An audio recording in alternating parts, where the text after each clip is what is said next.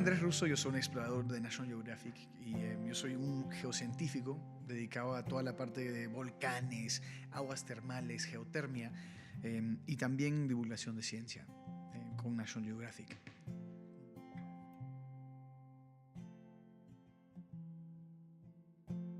A ver, ¿cuál es la historia de cómo llegué acá? Pues es complicada porque yo soy nicaragüense, soy peruano, soy también técnicamente ciudadano gringo y me apellido ruso, pero con Z.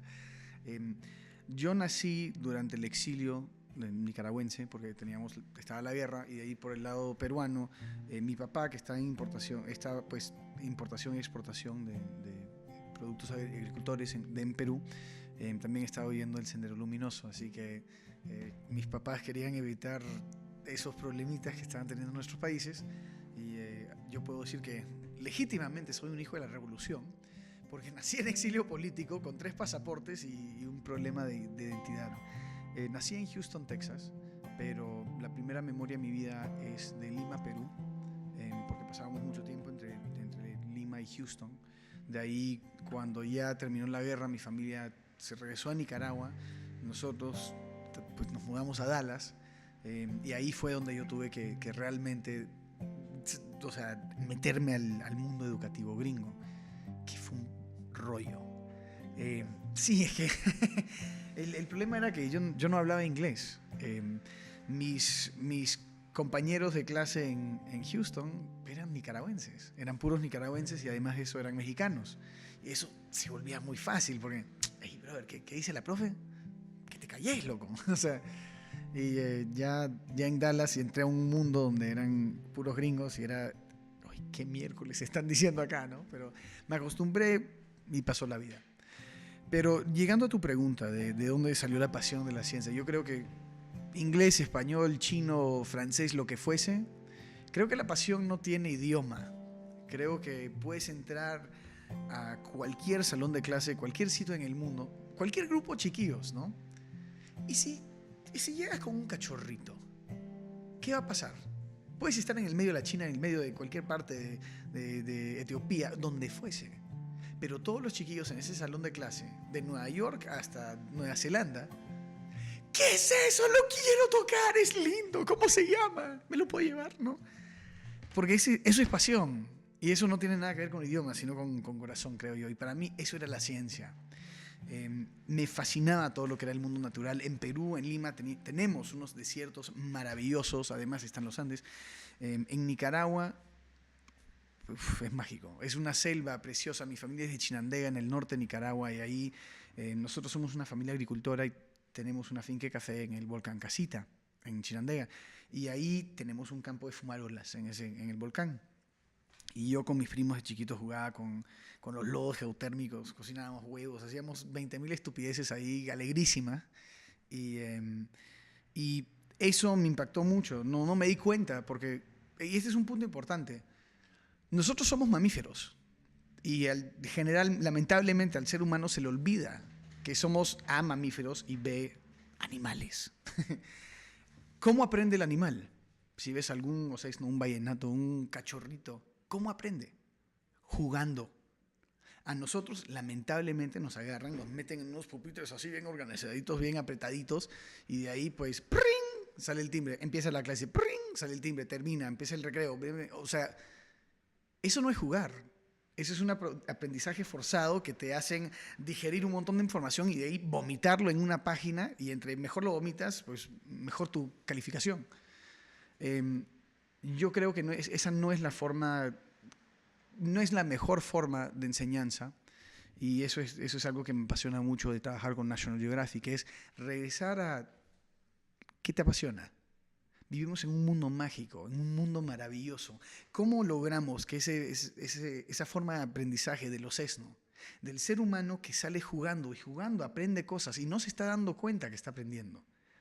Eso me pasó a mí, jugando en la campos de fumaroles del volcán Casita en Chinandega, Nicaragua, o en los desiertos de Lima, Perú, o en los bosques de Dallas, Texas. El mundo, desde mi punto, la naturaleza es nuestra primera profesora y nuestra mejor profesora. Y eso me apasiona mucho. Por lo tanto, ahorita, con mi trabajo en National Geographic, cualquier cosa que podamos hacer para conectar particularmente a los chicos. Los adultos también, ¿no? Pero generalmente los adultos se han olvidado lo que es aprender, en muchos casos lamentablemente, pero los chicos están ahí hambrientos, esponjitas, listos para absorber todo. Queremos llegar a ellos. Porque un día ellos son los que van a heredar este planeta. En un momento éramos nosotros, y acá estamos en la lucha para asegurarnos que nuestra herencia quede bien, pero es por eso. Yo creo que ese es el asombro. Mi mamá siempre me ha hablado del don del asombro. El tema del don del asombro, eso es un regalo, y esa es la mejor forma de aprendizaje. Porque es con eso, con el asombro, con solo decir ¡wow! Si dices ¡wow! Es porque algo te impactó. Si dices wow, es porque algo te llegó, algo se hizo personal, algo se hizo relevante. Y empiezas a hacer preguntas. Si yo te enseño una foto de algún animal extraño, de algún fenómeno rarísimo, Andrés, ¿qué es esto? ¿Por qué existe? Etcétera. Y una pregunta te lleva a otra y otra y otra y otra, y así vamos aprendiendo. Y eso no te lo vas a olvidar. Mientras toma, esta es toda la información, digiérelo, vomítalo. No, eso... Eso es mucho más fácil, creo yo, que se te olvide.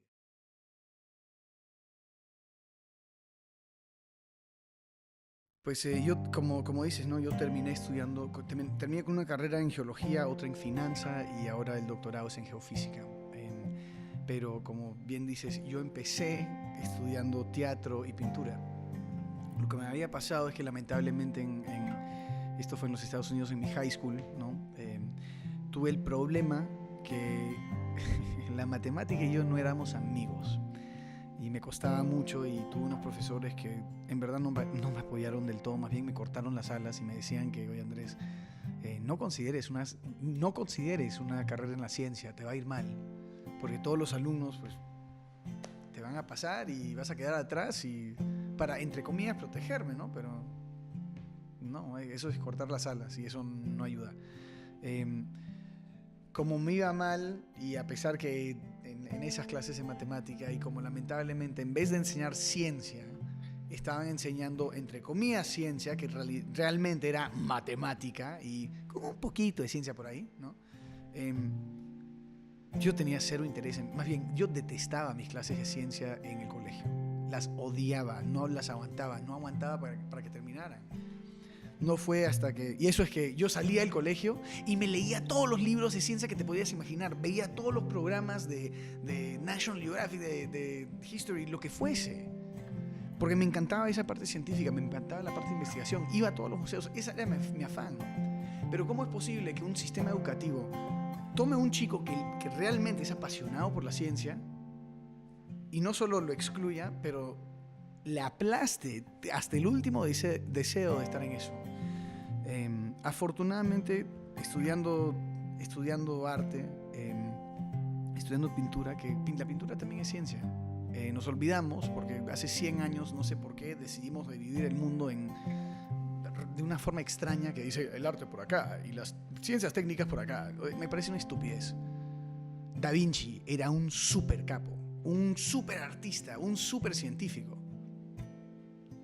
Humboldt, otro súper científico, súper artista. Los primeros científicos que salían, los naturalistas, ¿no? Que salían al monte a dibujar, no servías en la ciencia si no podías dibujar. Eso es arte. Y hoy en día yo puedo sacar un estudio científico que te aseguro, si yo quisiera dormirte, te pudiera dormir en 2 patadas, porque o sea, una disertación de papeles aburridas con puras letras. Pero si yo entro con historias, si yo entro con fotos, con videos, con cosas interactivas, para que realmente la ciencia y nuestro mundo mágico se presente de una forma agradable, vas a querer leer más. Por eso es que una chiquilla, tengo una sobrina, que ella es de ese tamaño, y se leyó todos los libros de Harry Potter, que son, creo que, de este tamaño. Y esta piltrafa te puede decir todos los nombres y todos los personajes y cada detalle, todo lo que sea Harry Potter. Eso es enseñanza. ¿Qué podemos aprender del mundo, en el mundo educativo, de J.K. Rowling y Harry Potter? No, eso me interesa, y eso es pasión, curiosidad particularmente, y saber empaquetar las cosas. Yo te puedo servir la cena más rica que vas a comer en toda tu vida, pero si ese plato se ve feo, no tengo ganas de comer esto. Al mismo tiempo, si te lo presento preciosísimo, uy, qué rico, ahorita ya me está haciendo agua a la boca, pásamelo. Es así. En mi caso, afortunadamente, el llamado de la naturaleza fue bien fuerte y me di cuenta que entré a una clase de geología y en verdad yo estaba yendo a una clase donde no quería estar, ni me acuerdo qué era, pero corriendo a esa clase, porque típica latino y ya iba tarde, vi un rotulito que decía una clase que se llamaba Earthquakes and Volcanoes, ¿no? Volcanes y temblores, y abajo decía Shake and Bake, ¿no? Meneándose y tostándose y horneándose técnicamente. Pero eso me interesó particularmente. O sea, ustedes, los ticos, viven en un paraíso volcánico también, ¿no? Y esa es la ventaja que tenemos acá en Centroamérica, en Nicaragua también. Yo crecí con todos estos volcanes. Me fui corriendo al profesor, por favor, profe, déjame entrar, yo sé que ya no hay cupo, por favor, déjame. Ok, pero anda, consigue el libro rapidito y regresa acá porque empezamos duro y empezamos rápido. Voy, compro mi libro, llevo al salón de clase y típica, el único espacio abierto es primera fila en el centro. Me siento y el profesor está hablando de alguna cosa, yo abro el libro y en esa primera página donde abrí el libro apareció el volcán Casita. De todos los volcanes del mundo, el volcán donde yo había pasado gran parte de mi niñez, gran parte de mis veranos, conociendo todos los senderos, conociendo todos los detallitos ahí, en mis recuerdos personales e íntimos, y de ahí viéndolo presentado de una forma geológica, donde tu trabajo como geólogo es leer la tierra, leer los paisajes, leer las piedras como si fuesen libros, historias, y entender por qué se formó cada valle y cada pico, ¿no? de tu paisaje, y así ves tu mundo con diferentes ojos. Ya no es, ya no estoy en San José con estos cerros, ya no solo son cerros. De la nada, las Tres Marías tienen contexto, y ya entiendes, por eso son Tres Marías y por eso no son dos. Por eso están esos picos. Para mí fue mágico, porque y no solo fue en esa clase, ¿no? Estoy resumiendo, eso fue la primera entrada, y ahí me di cuenta que estos geólogos están viajando por todo el mundo, están estudiando, están saliendo al campo, y eso me despertó ciertas curiosidades que pues no sabía que estaban, o de repente estaban dormientes como los volcanes. Pero al fin y al cabo también en geología, también en finanza, porque la finanza es el idioma del mundo económico. Geología te da acceso a energía, te da acceso a recursos y te da la oportunidad de estudiar en todas las partes del mundo. Y además, más que nada, te da la oportunidad de leer las piedras y los paisajes como si fueran un libro.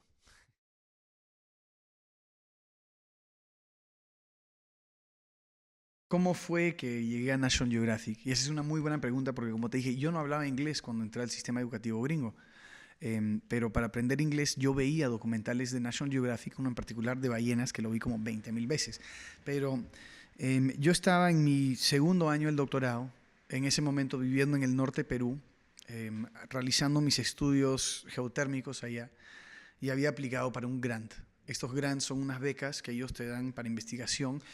Y esto lo digo en detalle porque ahorita, como National Geographic Society, como la sociedad, estamos ampliando la cantidad de grants que hay para estudiantes. Más bien, según lo que tengo entendido, los fondos se han triplicado. Y lo lindo de esto es que cualquier alumno o cualquier early career grantee, ¿no? de estos, pueden aplicar como fotógrafo, como camarógrafo, como periodista, como científico, y conseguir una de estas becas, uno de estos grants, que generalmente son entre $1,000 y $5,000. Yo me gané uno de estos grants. Cuando recibí el email, literalmente brinqué en mi silla. ¡No puede ser, caray! Estaba feliz de la vida y todo el mundo estaba en un restaurante y lo chequé en mi celular y todos juraban que estaba loco. Pero fue bien chistoso.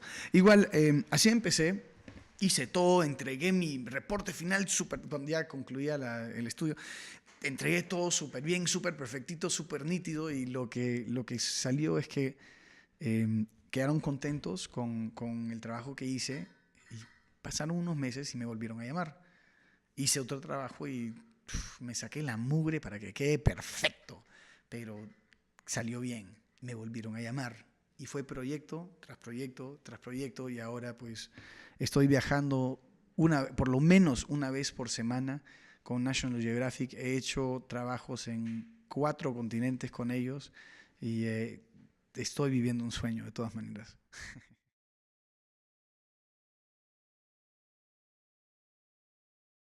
Uf, de experiencias ahí sí lo casas, que para contarle a los nietos, que hay varias, ese es parte del problema. Por ejemplo, en Norteamérica, estaba en Hawái y había un flujo lábico que estaba surgiendo y entrando al mar, ahí en la isla grande de Hawái. Estábamos poniendo estaciones sísmicas ahí en conjunto con el Centro de Estudio de Volcanes Activos. Poder caminar en lava fresca, estoy hablando que todavía está caliente, pero fresca, fresca, fresca. En mis clases de geología siempre te describen el basalto, la piedra esta volcánica. No, es una piedra negra, no tiene mucho brillo, como aburrida, no tiene alma, es como aburrida, no especial. Pero estando ahí en este lugar, que toda mi vida, en todos los libros se dicen, claro, no, whatever, ¿no? Esto es aburrido. Primero, la sensación de pisar. Eh, si has tenido la oportunidad de estar en un lugar donde hay nieve, sabes que cuando pisas en la nieve es un... hay un crunch ahí. Caminar, cuando las lavas se secan, se forma una pequeña capa de vidrio. Esa capa de vidrio, número 1, cuando vas caminando, es el que vas escuchando, pero al mismo tiempo la luz interactúa con esa capita de vidrio, y como el vidrio está torcido y jalado y en 20.000 formas, empiezas a ver unos colores alucinantes. Dependiendo de dónde te cae la luz, de la nada todo se ve plateado y ahí ves morados y azules y dorados. Y yo, ¿qué pasó con esta piedra aburrida que no tiene vida, que la he visto en 20.000 gavetas de la universidad? Verla en su lugar, en su contexto, en una forma fresca y viva, fue alucinante. Te das cuenta que hay mucho, mucho más que sencillamente tenemos que experimentar. Si alguna vez tienes la oportunidad de ir a pisar en lava, hazlo. Pero que esté seca ya. Sientes lo primero porque no te caigas.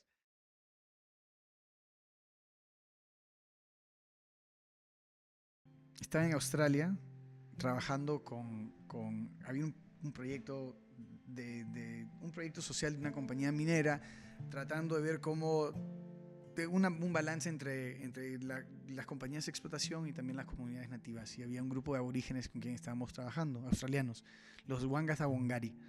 Y ellos me vieron y, como latino medio blanquiñoso, me dijeron, oye, no, da risa porque tengo varios en mi familia que son bien morenitos, pero el chiste en la familia es que se le acabó la tinta al abuelo. Pero igual me ven ahí, ojos claros, y este es otro australiano. En eso me llama mi mamá. Ajá, Andresito, ¿cómo estás? ¿No? Y yo empiezo a hablar en español. Todos los aborígenes me quedan viendo como, ¿qué está pasando acá?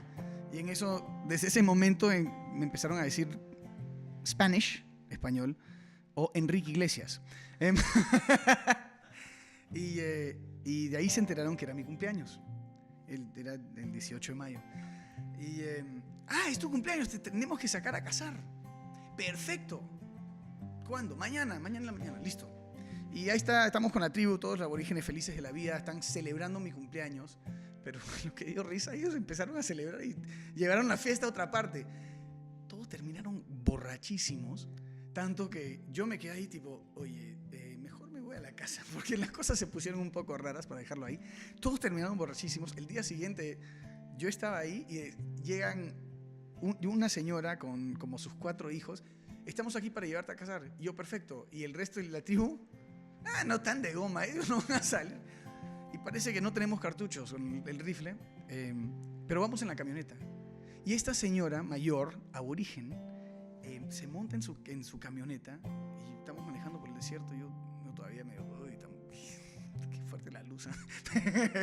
Pero, ¿qué estamos haciendo? Buscando canguros. Ok, ¿cómo los vamos a atrapar? ¡Ahí está un canguro! Y empieza a perseguir el canguro con la camioneta y yo, pucha madre, por Dios, no. Y afortunadamente no le dimos a ningún canguro. Y ella estaba chorada, estaba brava, que no, que si esos borrachos hubieran traído el rifle con cartuchos, hubiéramos agarrado algo y estaríamos comiendo nuestra barbacoa de canguro. Ella brava. Pero nos metimos al desierto ahí en medio de la nada y me enseñó cómo cazar estos gusanos gordos. Y ahí me hicieron una fogatita y para celebrar mi cumpleaños estábamos comiendo unos gusanos gordos. Fue una experiencia particular. Eh,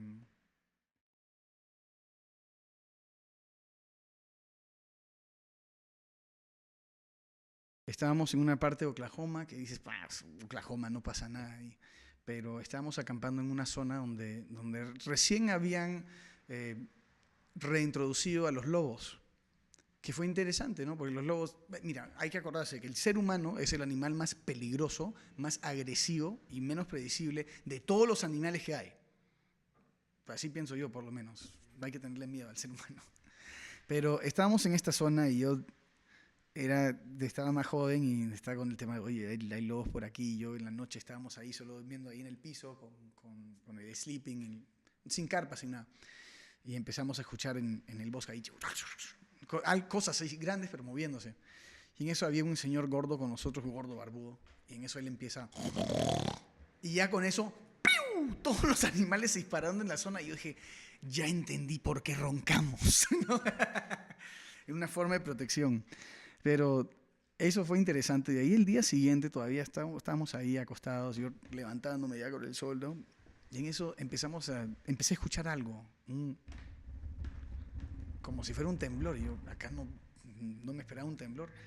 Y en eso solo escucho a alguien gritar, ¡Buffalo! ¡Búfalos! ¡Corran! Y parece que algo había espantado eran como 20 a 30 búfalos norteamericanos y estaban corriendo por donde era nuestro campamento y nosotros salimos corriendo, nos tiramos encima de las camionetas, nos trepamos hasta arriba y ya estábamos en medio de un rebaño de estos búfalos. Y eso a 2 horas, 3 horas de Dallas, Texas. Me pareció alucinante y me recordó que no hace tanto tiempo ese era el oeste salvaje, ¿no? Y es bacán. Hasta acá en Costa Rica, en San José, ¿no? En un momento, ese lugar era un mundo desconocido, un mundo selvático, que todavía existe. Solo tenemos que darnos cuenta que está ahí.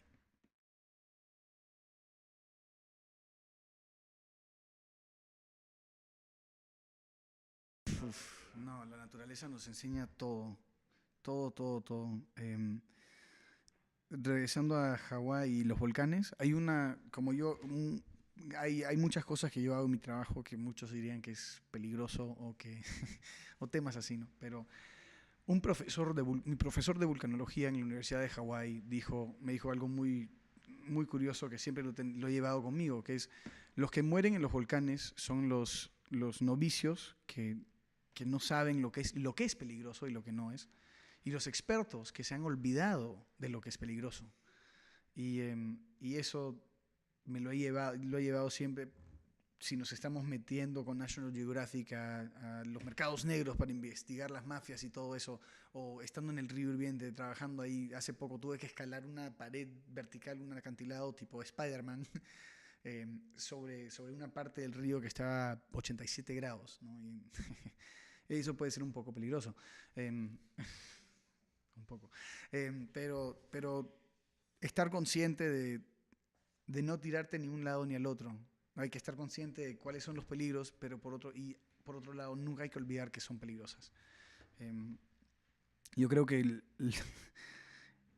lo que más nos enseña el mundo es que hay demasiado por encontrar, demasiado por descubrir y recién estamos empezando a rascar la primera capita de conocimiento de este universo increíble que tenemos. Por lo que hablamos hoy es un tema de perspectiva en las charlas, ¿no? Que las tuvimos, es un tema de perspectiva. Cómo mi abuela siempre decía que nosotros somos pobres sentados en bancos de oro. ¿Cómo nos damos cuenta que estamos sentados en bancos de oro? Y yo creo que la única forma es salir y experimentarlo. Entenderlo con la mente, sentirlo con el corazón, verlos con tus ojitos de artista, ¿no? Y ahí se nos va a abrir un mundo mágico y te das cuenta que los chamanes de los cuentos que aún le cantan a los espíritus de la selva, que vivimos en un mundo donde el cachalote, ¿no? Esas ballenazas inmensas, donde ellas buscan su presa, el calamar gigante, y en vez de buscarlas y cazarlas con su rapidez, ¡pum!, mandan ondas de sonido supuestamente tan potentes que ¡pa!, hace que los intestinos y todos los órganos internos del calamar gigante exploten. Y así se lo come. Eso parece Pokémon, eso no parece. Eso es de Pokémon. ¿Qué está haciendo eso en la vida real? Todo el mundo de los parásitos, y hay una charla TED que acabo de ver de parásitos y todas las formas que los parásitos se meten a los cerebros de ratones y reprograman el cerebro del ratón para que vayan en búsqueda de pila, de orina de un gato, para que el gato se lo coma y ahí que siga su ciclo. Y ahí entender que hay ciertos parásitos que parece que, y yo no soy experto en eso, pero parece que también están infectando al ser humano. ¿Qué pensamientos son nuestros y qué pensamientos son del parásito? Solo Dios sabrá. Hay demasiado por descubrir, demasiado.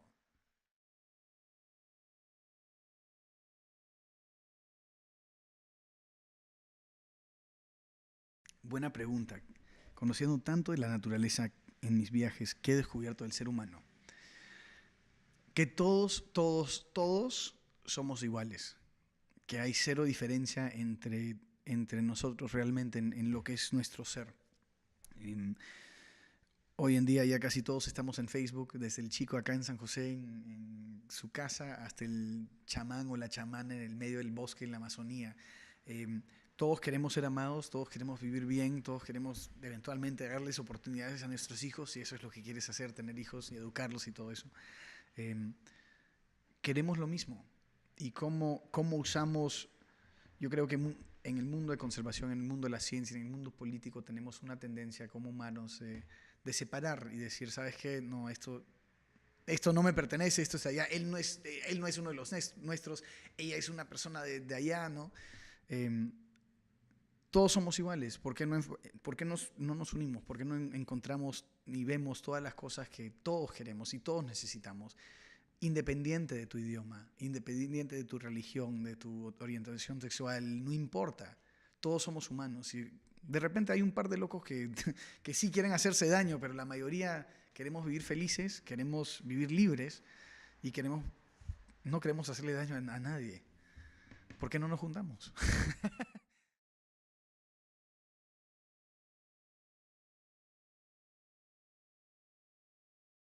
El lugar que más me ha asombrado en toda mi vida, eso sin duda alguna, el río hirviente de la Amazonía. Eso es algo espectacular. Es que realmente tienes que cerrar los ojos para imaginártelo bien. No es como es como estás. Porque es algo que entra hasta tu ser. Imagínate, cierra los ojos, tú, ahorita, pa. Ustedes también, los estoy viendo, las cámaras pueden seguir prendidas. Pero cierra tus ojos, imagínate estar en un lugar descalzo, o descalza en tu caso, ¿no? Estás sintiendo el calor de unas piedras, entrar por tus pies, está casi tan caliente para querer ponerte tus chinelas, tus zapatos, ¿no? De ahí te acuestas en una piedra, sientes todo ese calor pasando por tu espalda, entrando a tu ser, respiras y es como estar en una sauna. El aire es espeso, el aire es caliente, como está tan caliente, sientes el mismo aire entrando por tus narices, bajando a tus pulmones, llenándolos y cuando exhalas también. Cuando abres los ojos ves los remolinos de vapor bailando a tu alrededor y te das cuenta que estas nubes de vapor saliendo y juntándose con los cielos es el lugar que dicen, y entiendes bien por qué dicen que acá nacen las nubes. Este es un lugar sagrado donde antes solo los chamanes más poderosos podían ingresar, porque la gente le tenía miedo a los espíritus de la zona. Porque acá habitan espíritus poderosos, fuertes en la cultura, en los mitos, en las leyendas de los lugareños, los chipivos, los ayánica, los cachivos. Es un río tan ancho como una carretera de doble vía, fluyendo con un caudal fuerte. Sientes la presión, sientes la fuerza. Parte de ti quiere tocar el agua porque se ve cristalina, preciosa, turquesa. Pero solo con acercar la mano al vapor, te quema. Y de ahí empiezas a acordarte, ¿sabes qué? Si yo meto el dedo, en 0.02 segundos salgo con quemaduras de tercer grado a estas temperaturas y a este volumen de agua. Ya puedes abrir los ojos si quieres, pero es un entorno que realmente te agarra, te abraza, te penetra, te vuelves parte de él, respirándolo, oyéndolo, hasta saboreándolo porque estás tomando el mismo agua, las mismas aguas del río. Es un lugar mágico. Mágico, mágico, mágico. Tiene un flujo térmico, me estoy trabando, disculpa. Fluye caliente por 6.24 kilómetros. Llega a tener 25 metros de ancho, hasta 5 metros de profundo. Hay una poza de 30 metros de ancho, más grande que el teatro donde estábamos hoy, ¿no? Con una catarata térmica de 6 metros. Agua tan caliente que te puede matar. Es un lugar impresionante que, sinceramente, parte de mí le cuesta creer que realmente existe. Gracias a Dios por la foto, ¿no?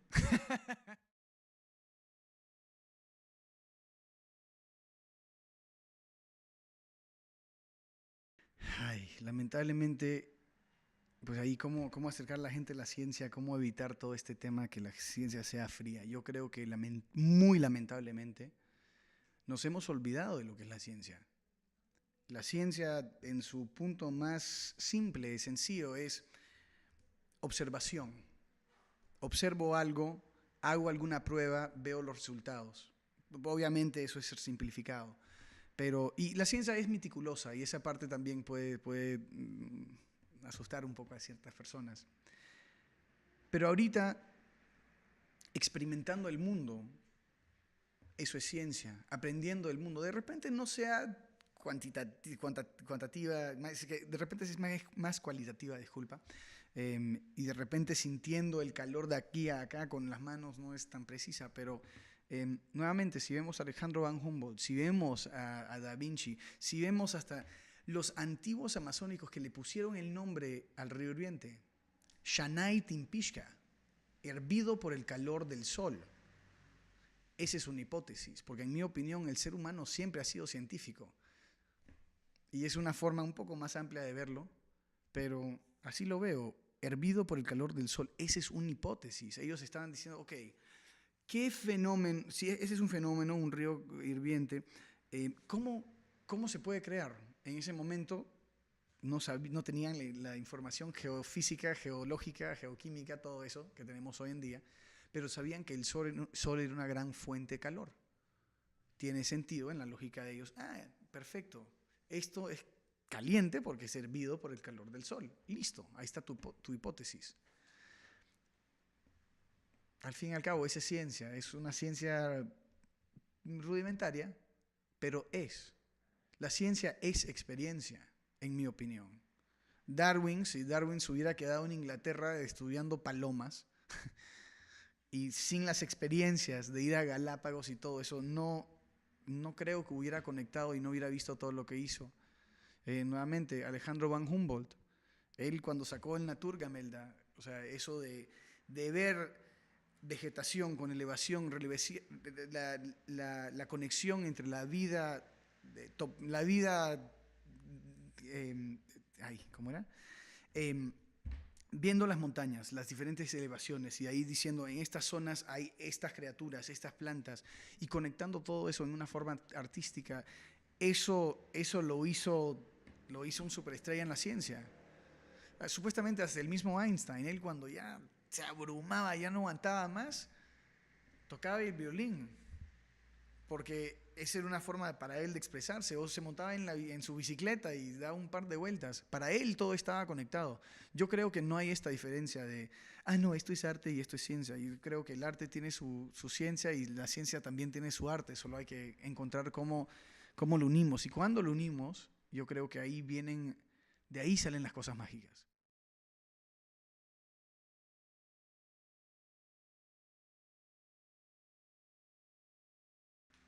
Te enseño en la foto. Nosotros tuvimos un problema, pues ahorita en la zona del río Hirviente, que queda en la Amazonía, em, pues la Amazonía, aproximadamente el 90% del tamaño de los Estados Unidos. Es una zona grande, no son uy, disculpa, esa no es la foto. Em, pero, a ver, casi, disculpa. En el 2013 yo estaba saliendo de la zona del río Hirviente y pasando por una selva que yo conocía bien. Selva con árboles tan anchos como esta mesa, inmensos, ¿no? Lleno de pájaros y hasta de monos y lindos animalitos, ¿no? Pero en el año anterior habían puesto un camino de tierra ilegalmente en la zona y es a base de eso que empezó toda la deforestación agresiva, avanzada. Eh, Salí de la selva y pasé de un mundo casi prehistórico, de película, ¿no? A, a esto, algo así. Totalmente deforestado, quemado, sin árboles, y eso te llega, porque te das cuenta que sí o sea, yo creo que lamentablemente es difícil decir esto, pero no estamos tratando bien al planeta Tierra. Somos demasiados humanos que no estamos usando nuestros recursos de una forma responsable y eso está teniendo impactos muy negativos hasta en nuestras propias vidas. Mira, el problema de la sobrepoblación no solo es un problema de, hay muchos humanos, no, es un balance. Puedes tener un cuarto de lo que tenemos ahora, pero si todos estuvieran consumiendo todos los recursos imaginables de una forma desastrosa, ahí tienes un problema de sobrepoblación. Por otro lado, si llegamos a tener 10.000 millones de habitantes en el planeta Tierra, pero todos usamos, o sea, dejamos de usar cosas así, ¿no? Botellas plásticas, pasamos a botellas reusables, o dejamos usar las pajillas, que solo las usamos 15 minutos y ahí las botamos, y ahí pueden causar desastres en el mundo natural hasta por 1000 años, ¿no? Eso no es sostenible. Lo que estamos viendo acá son invasiones en la Amazonía, gente que está llegando, mafias organizadas, que llegan y es mucho más fácil cortar los árboles, procesarlos en la selva y venderlos ahí. Eso es mucho más fácil. Entiendo, y ese es parte del problema, es lo que hace esto difícil, lo entiendo. Ellos tienen que vivir, todos tenemos que vivir, todos tenemos el derecho a vivir, todos tenemos el derecho de ganar dinero, todos queremos, nuevamente, todos somos iguales, queremos educar a nuestros hijos, etcétera, etcétera. Pero ¿cómo hacemos nosotros como científicos, como divulgadores de ciencia, como políticos, como ciudadanos, como seres humanos, para crear ecosistemas políticos, financieros, económicos, para que un árbol o estas zonas especiales tengan más valor de pie que cortadito en 20.000 tablas? Hay zonas donde, mira, necesitamos la madera, pero hay formas de hacerlo de una manera sostenible. Eso es bueno. Tenemos que arrancar más que nunca con más conciencia. Hay una falta de conciencia. Hasta mira, el Papa Francisco estaba hablando de esto de una forma maravillosa. En el Laudato Si, le estaba diciendo que estamos viviendo, súper resumido, ¿no? Pero estamos viviendo en una época de consumerismo. Y que no nos debe sorprender que hasta el animalito, hasta el ser humano, en ciertos casos, se ha vuelto un producto que se puede consumir. Él estaba hablando del tráfico de personas y cosas así, pero lo veo clarito en muchos aspectos de mi trabajo. Y ojo que no puedo hablar mucho de partes de mi trabajo porque nos estamos metiendo en los mercados negros, estamos viendo lo que está pasando y ya terminamos esos estudios, pero igual hay que publicarlos. Pero sí, creo que di una gran vuelta con toda la historia ahí. No sé, si quieres que precise un poco más, solo dime.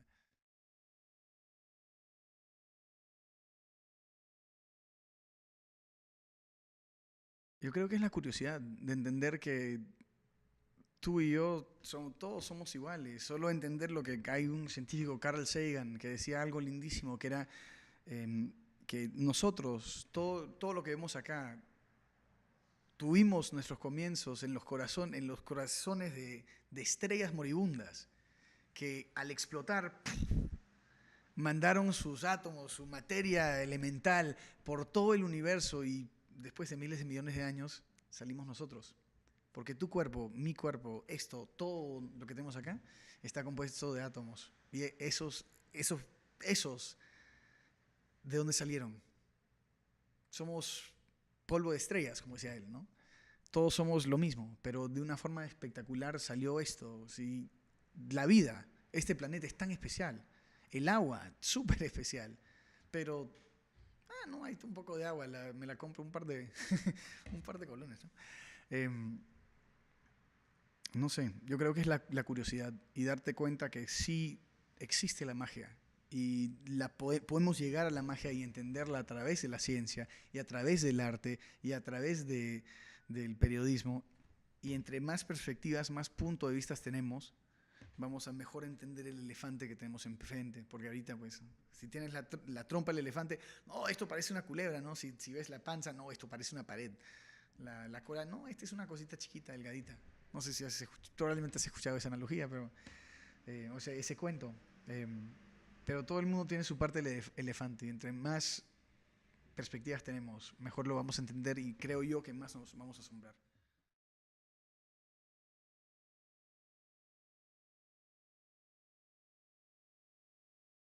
Sí, y eso es la vida. O sea, todavía no entendemos cómo. eh, y esto hay que definir milagro. Eh, si definimos milagro como algo muy, muy, muy improbable, estadísticamente hablando, que pasó y lo tenemos ahí enfrente y lo podemos comprobar, y no sé si la parte de comprobar puede ser milagro, pero yo he visto cosas que todavía no me explico. O sea, hasta con el río hirviente, yo puedo estar ahí, lo he estudiado desde el 2011, sigo estudiándolo. Tenemos registros de drones, de cámaras térmicas, todo tipo de isótopos y huellas elementales, pero todavía no lo entiendo. Siendo totalmente sincero, todavía me quedo ahí sentado en las piedras viendo esta maravilla del mundo, hablando con un colega y de la nada estoy tan asombrado que de la nada, sin darte cuenta, tu voz empieza a bajar hasta que termina en un susurro. Y de ahí te quedas callado, porque estás en un lugar tan asombrante que te dices, ¿cómo puede existir esto? Y empiezas a juntar estas piezas nuevamente lo que estás experimentando con la parte científica, con la parte lógica, con la parte cerebral, y de ahí es una orquesta, una sinfonía de la belleza pura. Los volcanes acá, solo entender que lo que nosotros vemos acá en Costa Rica, cuando estamos en el Arenal o qué sé yo, ¿no? Es un proceso que ha tomado millones y millones de años para formarse, para darte el lujo de ver este paisaje maravilloso, con placas tectónicas en el mar chocando contra la placa continental, hundiéndose y ya llegando más o menos a 125 kilómetros debajo de la otra, soltando volátiles volcánicos para, entre comillas, generar las semillas de los volcanes. Millones de años para darte el gusto de ver un paisaje. Eso me parece un milagro.